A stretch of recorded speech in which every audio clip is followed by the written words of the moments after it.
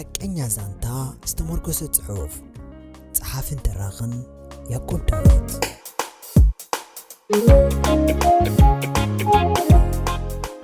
ሰላምን ጥዕናን ንዓኹም ይኹን ዝኸበርኩም ሰማዕቲ ከመይቀኒኹም እዚ ጀትሩስ ኢንተርቴይንመንት እዩ ኣብ ዝሓለፈ ረቡዕ ቅድሚ ሰሙን መበል 18 ክፋል ዛንታይ መፍቀርኩን ተኸታቲልና ምባርና ዝገርዩ ክብራት ሰማዕቲ ዝሓለፈ ቀዳም ግን መበል 19 ክፋል ዛንታይ መፍቀርኩን ክቐርበልኩም ይግባአኒ ነይሩ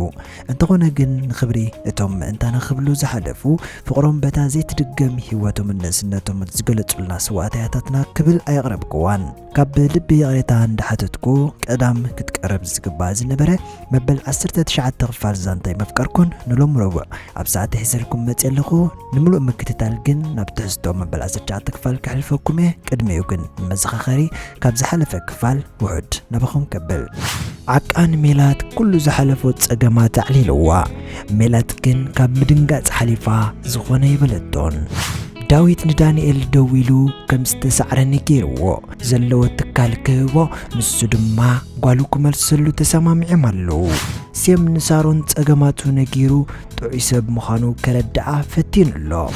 ዳንኤል ንሮዛ ሻይ ከስትያን ከሎ ተጋጊዩ ሽም ናይ ካቢኤል ስለ ዝፀውዐ ሃዲማ ክትወፅእ ምስ ሓሰበት ሒዙ ናብ ገዝኡ ወሲድዋ ኣሎ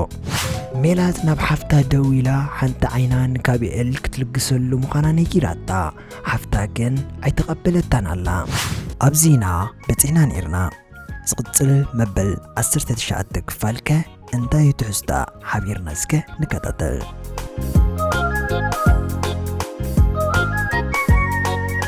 ዳኒ እንታይ ትገብር ኣለኻ ሮዛ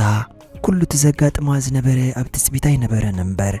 ገለ ክፋሉስ ናይ ዳንኤል ጠባይ ድሮ በፂሓቶ ነይረያ ማዕረብ ብሽጉጥ ኣፈራሪሑ ገዝኡ ወሲዱ ክዓፅዋ ግን ኣይተፀበየትን ዳንኤል ገፁ ገለ መሲሉ ሽጉጥ ኣብ የማነይቲ ኢዱ ሒዙ የማን ፀጋም እንዳበለ ሕርቃኑ ይገልጽ ስምዒ ደምኪ ኣብዚ መሬት ከይከዓኽዎ ከለኹ ሓቂ ተዛረቢ መን ኢልኽኪ ሰራቒ ኩሉ ግዜ ነብሱ ኣይኣምንን እዩ ከም ዝበሃል ዳንኤል ንኹሉ ሰብ ይስጥርጥሮ ነቶም ደሞም ክፈስስ ንሱ ኣሽሓት ዝእክበሎም ዝነበረ ኤርትራውያን ይኹኑ ካልእ ዜጋታት መንፈሶም ኩሉ ግዜ ይርብሾ ቅሳነት ዝበሃል የብሉን ሮዛ ከምኡ ኮይኑ ሪኣቶ ኣይትፈልጥን እያ ዓይኑ በርበረ መሲሉ ገፁ ብሓንሳብ ዓፅዒዙ ምስ ረኣየቶ ግን ኣይገድፈንን ኢላ ኩሉ መምፅያ ክትነግሮ ወሰነት ነብሳውን ድሮ ብፍርሒ ርዒዱ ፈጥፈት ክብል ጀሚር እዩ ዳኒ እሞይ ተቐተለኒ ክነግረከ ጽቡቕ ንገረኒ መን ኢልኽኪ ክነግረከ ትብል ቃል ምስ ሰምዐ ዳንኤል ካብቲ ደው ኢሉሉ ዝፀንሐ ናብኣ ቀሪቡ 2 ሜትሮ ዝኸውን ርሕቕ ኢሉ ኮፍ በለ ኣነ ዝለኣኸኒ ሰብ የብለይን ግን ባዕለይ መፅእካ ሓሳዊት ኮንኪ ሓቂ ግን ሰሎና ማሕዝያ ማኺራትኒ ነይራ ሓቂ ዝነግረካ ዘለኹ ንዓይ ዝለኣኸኒ ሰብ የብለይን ሶልያና መን እያ ሶልያና እዛ ሽም ልዕልቲ ኩሉ ዝተዛረበ ግድያ ገዲሳቶ ኣብ ኣፍዋ ከመስዓ ሶልያና ትብል ቃል ደካኪሙ ካብ ኣፍዋ ኣውፃእ መን ሶልያና ይሓተክ እየ ደለኹ ነዲሩ ዓይኑ ኣፍጢጡ ሓተታ ሶልያና ደኣሞ ማሕዘያ እስከ ስእላ ርኢኒ ሮዛ ሞባይላ ካብ ቦርሳ ኣውፂኣ ስእሊ ሶልያና ክደሊ ጀመረት ስም ናይ ሶልያና ደካኪሙ ምፅውዑ ምናልባት ዝፈልጣ ከይከውን ፈሪሓ ናይ ካልእ ስእሊ ክተሪኦ ሓድሽ ሓሳብ ሩግ ምስ በላ ናይ ሶልያና ስእሊ ዘይኮነስ ናይ ካልእ ሰብ ስእሊ ካብ ፌስቡክ ኣውሪዳ ክርእዮ ሞባይል ሃበቶ ዳንኤል ድማ ነቲ ስእሊ ርዩ ብሓንሳብ ስምዒቱ ተቐያይረ እዚ ኣበይ ትፈልጥያ ክደን ክውፅዮ ደይቢ መዕረፊ ሕርቃኑ ክኾኖ ኣብ ልዕልያ ክቢ ጭካነ ከውርድ ክዳውንቲ በብሓደ ውፅኦ እታ ሮዛ ክሪኣ ዝሃበቶ ስእሊ ናይ ፅቡቅ ጌር ዝፈልጣ ጓል ስእሊ እያ ነይራ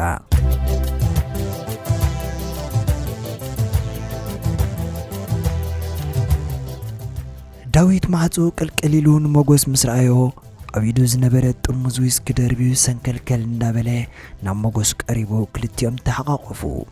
ሞጎስ ሓወይ ኣይተሓዘለይ ብቻ ይቕረግበረለይ ለኪመካ ተሓቋቂፎም ከለው እዩ ዳዊት ተዛሪቡ ፀገም የለን ዳዊት ሓወይ ሞጎስ ደጊፉን ውሽጢ ተዎ ክልቲኦም ኣብ ሳሎን ኮፍ በሉ ኣዱንያ ትሪኣ ኣለኻ ንምስኪን ሰብ ዘይትኸውን ሳንዱቕ እያ ብእውነት ኣዱንያ ፍትሓዊት ኣይኮነትን ሙሉእ ህይወቱ ኣብ ገበን ዝነብር ሰብ ዘይተበደለ እቲ ንጹህ ሰብ እዩ ዝብደል ኣነ ንጹህ ሰብ እየ ድሓን ከመይ ትብል ዳዊት ኣምላኽ ርኢ እዩ ኣይትጋገ እምበር ንስኻ ንዓይ ኣምላኽ ኣይርየንን እዩ ክርእየና ሓሲቡ ስኢንኒ እዩ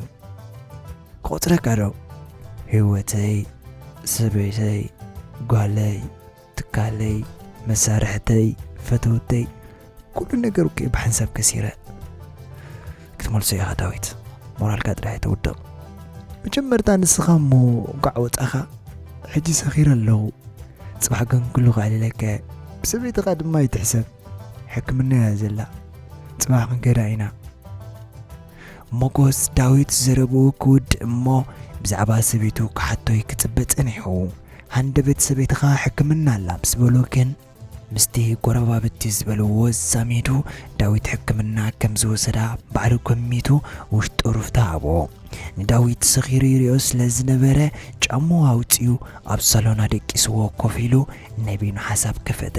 ናይ ብሓቂ ዳዊት ንሰበይቱ ከም ቃሉ ንሕክምና ወሲዱ ይሕክማ እንተነይሩ ንጹህ ሰብ ይበለ ንሱ ግን ኣይከም ቃሉን ንዳዊት ኣግዲዕዎን ጠሊምዎን እዩ ዳንኤል ብዙሕ ዘረባ ምስ ተዛረቦ ተታሊሉ ዳዊት ኣሕሊፉ ሂብዎ እዩ ምስቲ ዳዊት ብኩሉ ተበዲለ ዓለም ፍትሓዊት ኣይኮነትን ዝበለ ድማ ተሰማምዐ ንሱ ንባዕሉ እውን ንዳዊት በዲልዎ እዩ ኣብቲ ጥፍኣት ናይ ዳዊት ተሳቲፍ እዩ ንዘዘኪሩ ንነብሱ ጸሊኡ ብተግባራ ንዕቓበላ ጋብኤል ዕንቱ ካብ ዝስእን ሓንቲ ቃላዮ ጸንቀን እዩ እቲ ዘጋጥሞ ሞራሉ ተንኪፍዎ እዩ ህይወቱ ክቕጽል እውን ድሌት ይኮነን ንምንታይ ንዓይ ዝኹሉ ሽግር ኢሉ ኣስተማሲሉ ከደቀሰ ውዒሉ ከደቀሰ እውን ብቐንዛይ ዝሓድር ሰንበት ንግሆ ኮይኑ ሜላትን ዓቃን ኮይኖም ቡን ኣፍሊሖም ከዘናግዕዎ ሓሳብ ኣምፅኡ ሜላት ቡን ክትቀሉ ክትጸንሕ ዓቃ ድማ ዘድላ ኣስቤዛ ካብ ከተማ ከምፅእ ተሰማምዑ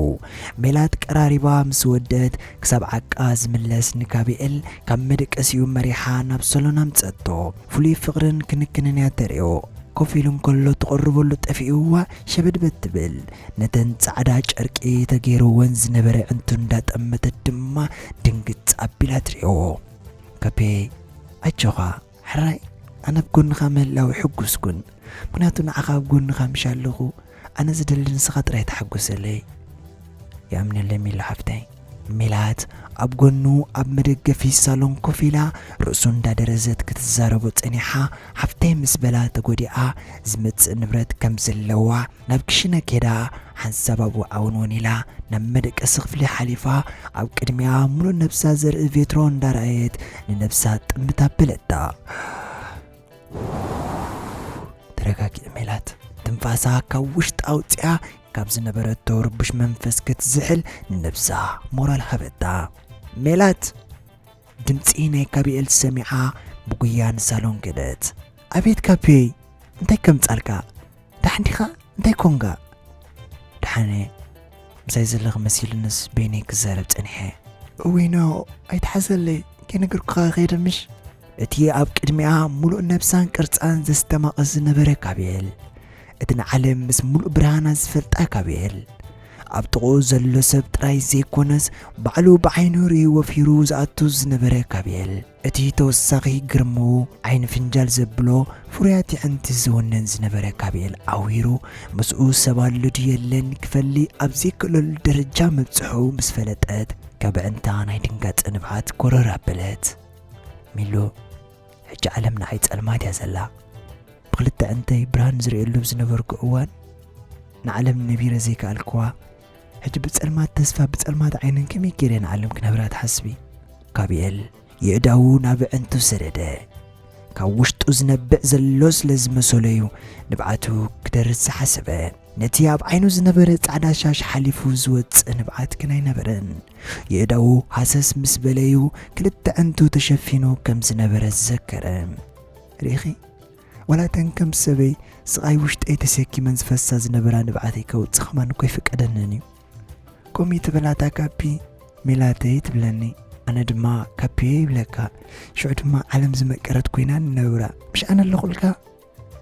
ቀደም ዘንበብኳ ዛንታ እንታይ ትብል ነይራ መሲልክም ኢሉ ሓንቲ ጓል ንሓደ ዓይነት ስውር ምሳኻ ክነብረ ክሕንቅቐካ ኢላ ተምሪኣቶ ድሕሪ ግን ትንዕቆያ ገዲፋቶ ጎደለ ሰብ ኩሉ ግዜ ኣብ ጥያት ሰባት ጎደለ እዩ ኣነ ግን ኣይገድፈካን እየ ከምኡ ትበል ሚሉ ሕጂ ዝዘረባ ንግደፎ ግዜ ይኮነን ኣነ ድማ ርእሰይ ከምኡ ይሓስብን ኣሎ በቃ እዛ ርእስቲ ኣይንልዕላ ኣነ ሕጂ ብዝኾነት ጓል ክዛረብን ክሓስብን ኣይደልን እየ ዝኾነት ጓል ንዓይ ትደሊ ከምዘላ ፅቡቅ ገይረ ፈልጥ እየ ጃኣነ ጎደለ ሰብ እየ ኣይኮንካን ንምንታይ ብሓንሳባት ተሓሳስበኻ ትድምስሶ ስኻ ሙሉእ ሰብ ኢኻ ብቻኻ ከምኡ ትበል ኣብ መንጎ ዘረብኦም ዓቃ ብክልተ ኢዱ ኣስቤዛ ዝሓዘ ሳንጣ ሒዙ ህሩግ በሎም ዕላሎም ተቋረፀ ሜላት ንብዓታ ቀልጢፋ ደሪዛ ኣስቤዛ ተቐቢላቶ ንውሽጢ ቅሽነ ምስ ኣተወት ዓቃ ንኻቢኤል ሰላም ኢልዎ ኮፍ በለ እታ ካብቲ ሎም ለይቲ ቃንዛ ድሓን ሓዲርካ ምሽ ኣምላኽ መስገን ሕጂ ፅቡቕ ኣለኹ ኣበይ ዳ ፀኒሕኻ ሳክት ኣስቤዛ ገለ ከምፅኢለስ ከተማ ኸይደ ነይረ ፅቡቕ ዳይ ሳሮንሲ ኣለካ ዶ ሳሮን ድሓንያ ቀስ ኢለካ ኣለለካ እየ ዓቃ ሜላት ጌት ሰምዖም ተሰኪፉ ነታ ዘረባ ንካልእ መዓልቲ ክትከውን ኣዘጋገራ ሜላት ኣብ ክሽነ ኮይና ፅን ክትብል ፀኒሓ ሳሮን ትብል ሽም ካብ ካቢኤል ምስ ሰምዐት ሳሮን መንያ ብዘየገድስ ውሽጣ ተረበሸ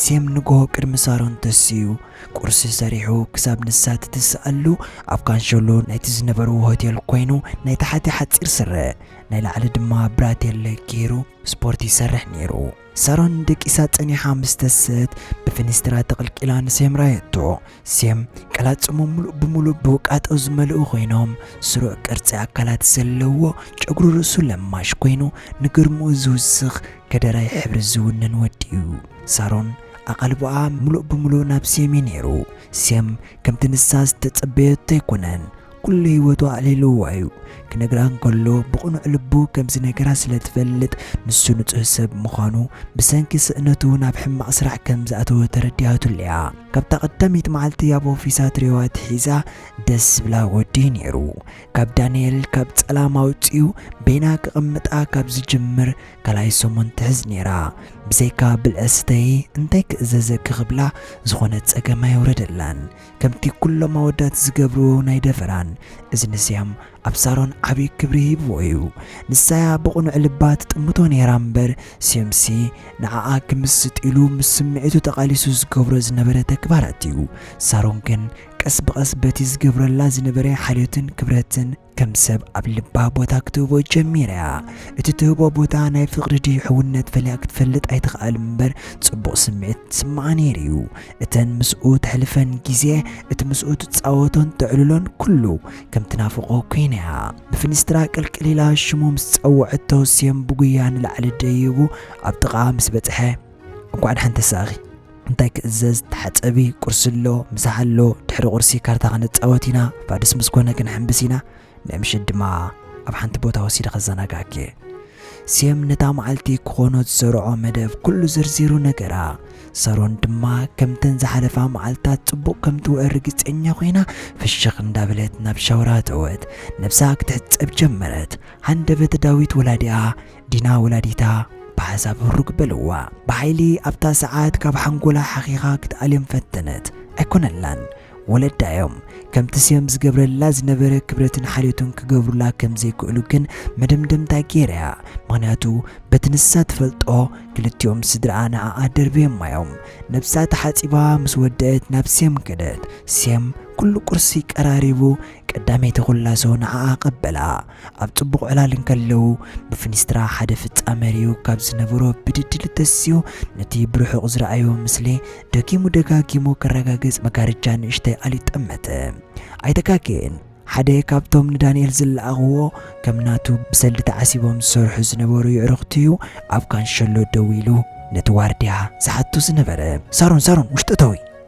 ربش كوينين سارون بتأزاز مسلك أنا تزاريبوا سارون سمبيرا كم زبلا قلطفات السيان وشتكز أتوت سيم شبدبد كبل جمرة موبايلو عبد أولا خوينا ملغتي كم زمت أوز سمع دول قبرتلو كفيتو مسرعيا أو واتساب ناي دانيال ملغت تسأنحو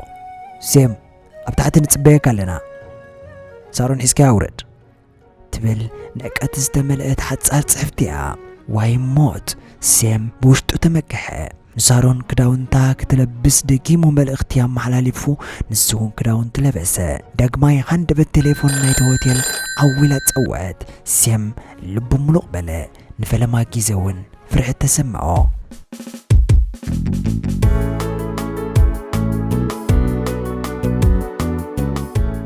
دينا سمون ملوك بيجنك يقنيوا كل حسابات سارون قوالا ونينا تونيرا نسارون كترخبا فتينا حساب دانيال عدل هيبوا دحيروغن كالعدل يرخبتن نداويت كرخبا إلا بزح كيزي دويلات اللون داويت بلوغير وايو نأمريكا كم زغدت كاب سمع الله معلتيات حيزو ندينا كاب لبو حقيقو دربي وايو سارون قالو ترايا أب حسابو وإلا أب حسابو تحدر بزعبا سارون ترايو زيجنا نزحسبن مدهاني ندينا سنبت مخانو كاب زنبرتو چنكت كتقالاقل كاب قزا حيزوا وطئ دينا بتدقاقامي نبينا إلا حاتيتاتو نسوقنا يملسلان مكينو بنهارين دا مرحي نسا نبزيد فلط أبوتا وصدا دينا أمريكا ولا نويح عمتات تكبر مبر اتن تحبئا مسمدات وطن زنبرت معالتات تزي كوينن بينا وطي أصل زيد فلت اتي بوتاتات ايردانيو سلازخونا دما نابقال أهقراز زوزدا خويني سمانيرو مدى نتفرس راس قزاوتين دا ملكتتي حاجتاتو مدى كاب زنبرتو چنكت كقلاقلا نابتبوتا كم زمت آنه كيرو كاب ميكينا وريدوم مريحوا بتسبيب قدناتات حليفهم أب حدا كزاتو مستوم أبتي كزات زعنحو يعرقتون ببحدا اللاليا زغونا نعاز مسل سبايرايتن أو زعنحوا مبزحتهم أفريقاوهم كوينهم كمون وحدات تعدو أبتكزا كبيبهم بزح مستوريدهم ستيو مدى ببحدا نقولهم مسلاليا كوف كتب العدي موا دينا كل نجر نعا حدش نيرو كم هيوت كم زلو أفيلم تزي كوينو بأكار رياس لزيت فلت انفال مايايو كوف مسبلات اتناي تجزا منفس نشتان كربشا جميرو مدى مستن خلتيوم عزيزو اتمستا مسمتة بعلون دا قدحك الربلا دينا مسمداختو تغلا قرب مستسلة تطعم شو زهبا نبرا مستون تقبلاك تسيتيو جمرت مستيز نبرا چنكتون ستوهاباي تتصنحون نيرا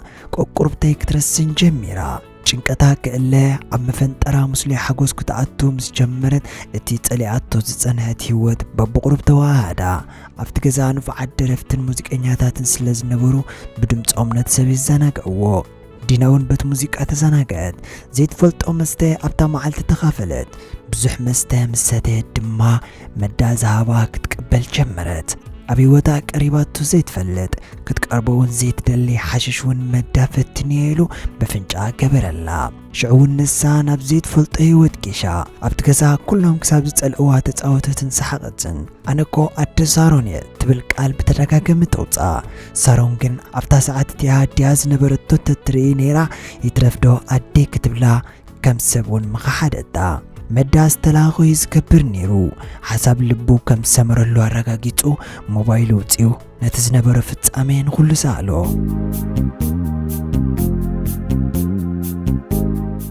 داويت سيتيو سلاز حدره قلتفو يتسن موغوس كن كيدك اساس سلاز حدره مولو اللي تحديرو من معلتون وعيليو كباب ساعة 4 مشات مسكونة جن بعلن داويتا تسو كلتيوم تحتيبهم مكينا العلوم ناب إلساز نبرتو حكمنا تبكسو داويت دما مكينون دازوره على الكفته السدس مبار سديدكا هو سديدني